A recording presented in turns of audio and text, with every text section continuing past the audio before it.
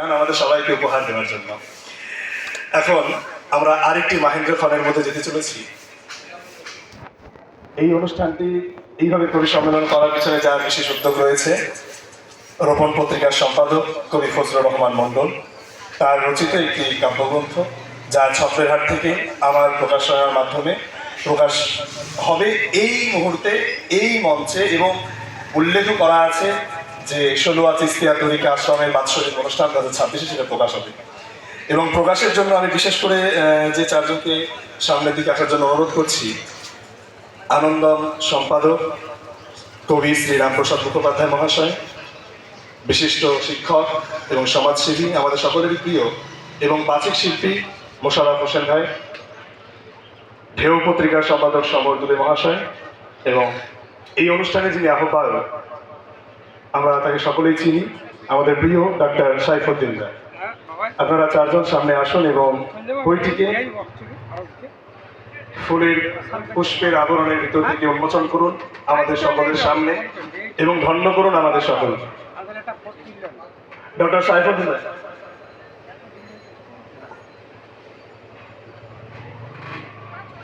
আমাদের মোট কথা ছিল এই অনুষ্ঠানে কবি সম্মেলনে 3টে গ্রন্থ প্রকাশ হবে, 3টে কাব্যগ্রন্থ।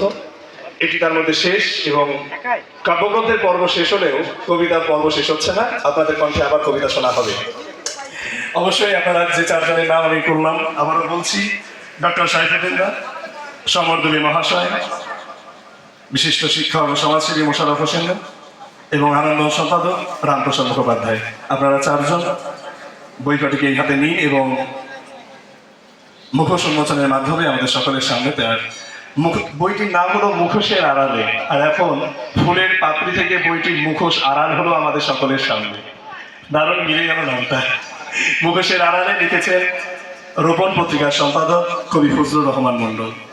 কবির এটি আমার জানা মতে 10 নম্বর কাব্যগ্রন্থ বা বই তার রচিত হলো। আপনারা আশীর্বাদ করবেন, দোয়া করবেন যাতে তার কলম না থামে এবং যতদিন তিনি হায়াতে বাঁচবেন যেন এইভাবে লিখে যান এবং আমাদের উপহার দেন। ধন্যবাদ, ধন্যবাদ আপনাদের সকলকে।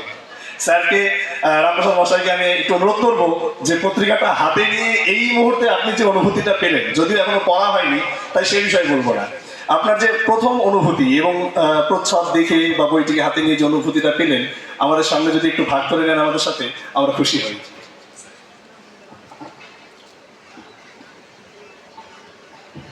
পরপর 3টি কাব্যগ্রন্থের আবরণ উন্মোচন করার এখানে হলো।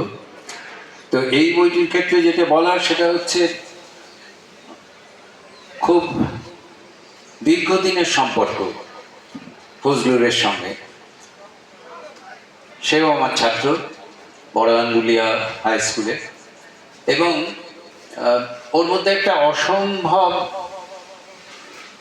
অপরাজয় মানসিকতা আমরা দেখেছি এবং সেগুলির ছাপ তার লেখাতেও পড়ে। একটা অসম্ভব রকমের কষ্টকর অসুস্থতা সে পার হয়ে এসেছে, এবং সে সময়ে ওই অসুস্থতায় মানুষের মন ভীষণ ভেঙে যায়। সে সময় আমরা যারা ছিলাম তারা নিয়মিতভাবে তাকে সাহস জুগিয়েছি এবং সে সেটি গ্রহণ করেছে। সবচেয়ে বড় কথা যে গ্রহণ করার ক্ষমতা সকলের থাকে না। ক্যান্সার হয়েছিল, সেই ক্যান্সার হলেই মানুষের মন তো ভীষণ রকমভাবে ভেঙে যায়, কিন্তু সেখান থেকে নিজেকে উদ্ধার করে নিয়ে এসে আমাদের এই রাজ্যেরই চিকিৎসার উপরে, সরকারি চিকিৎসার উপরে ভরসা রেখে বছরখানেকের মধ্যেই বা তার থেকে কম সময়ে ও পুরোপুরি সুস্থ হয়ে গেছে। এবং যে যে শৃঙ্খলাগুলো মানুষের জীবনে মেনে চলা উচিত অসুস্থ বা সুস্থ মানুষের, সেগুলো নিয়ম করেই মেনে চলে এবং নিয়ম করেই তার কাব্যচর্চা, তার সাহিত্য চর্চা সে করে চলে। 10 নম্বর যদি বই হয়, এটি অল্প দিনের মধ্যেই কিন্তু ঘটেছে, খুব বেশি সময় নেয়নি।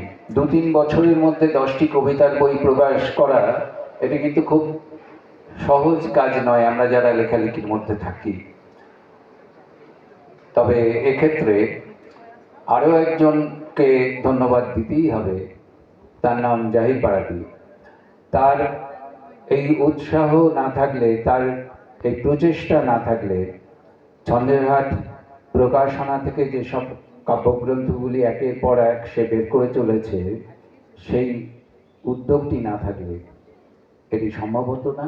এই ইতিমধ্যেই জাহির এই এলাকার একজন অল্প বয়স, সামান্য বয়স, বেশি বয়স নয় তার, এর মধ্যে, এবং এখনও সে ছাত্র, এর মধ্যেই সে এই যে কাজটি করে চলেছে, বিভিন্ন জনের কবিতা প্রকাশ, বই প্রকাশ, পত্রিকা প্রকাশ, অবশ্যই এই কাণ্ডটির পেছনে তার একটি বড় অবদান আছে।